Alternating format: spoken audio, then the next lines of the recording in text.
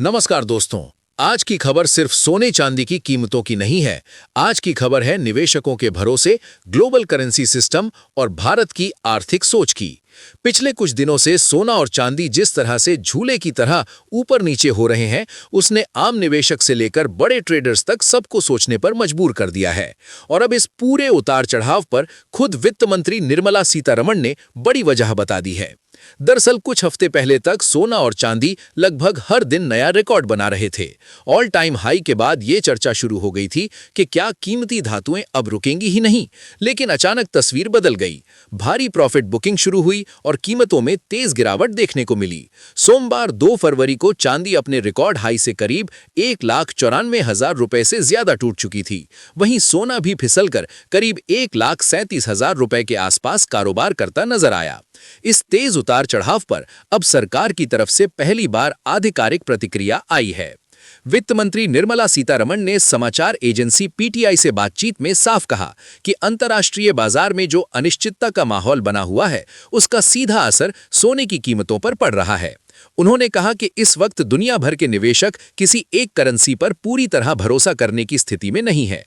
यही वजह है कि निवेशक बार-बार कमोडिटी मार्केट की ओर रुख कर रहे हैं और फिर वहीं से तेजी से पैसा निकाल भी रहे हैं। इस मूवमेंट की वजह से सोने में कभी तेज उछाल तो कभी तेज गिरावट देखने को मिल रही है। आंकड़े इस बयान की पुष्टि करते हैं। इंडिया बुलियन के डेटा के मुताबिक सिर्फ पिछले 5 दिनों में सोने की कीमत करीब 19% तक गिर चुकी है। 29 जनवरी को सोने ने 1,70,480 रुपए प्रति 10 ग्राम का ऑल टाइम हाई बनाया था।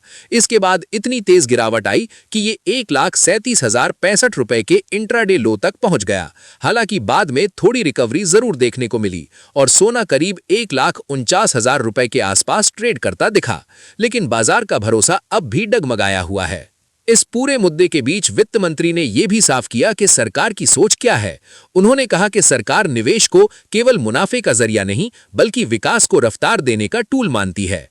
इसी सोच के तहत इस बार के बजट में लेबर इंटेंसिव सेक्टर्स पर खास जोर दिया गया है, ताकि ज्यादा से ज्यादा रोजगार पैदा हो सके और डिमांड को सपोर्ट मिले।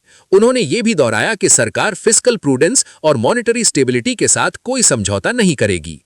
इसका साफ मतलब है कि सरकार चाहती है कि इकोनॉमी स्थिर रहे, करेंसी पर भरोसा बना रहे और निवेश सिर्फ डर के आधार पर नहीं, बल्कि लॉन्ग टर्म ग्रोथ को देखकर किया जाए।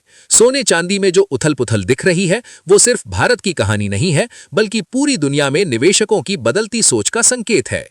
अब सवाल यही है कि क्या निवेशकों का भरोसा वाकई करेंसी से उठ रहा है या ये सिर्फ एक अस्थायी डर है? क्या सोना एक बार फिर सुरक्षित ठिकाने की तरह चमकेगा या बाजार अभी और झटके दिखाएगा?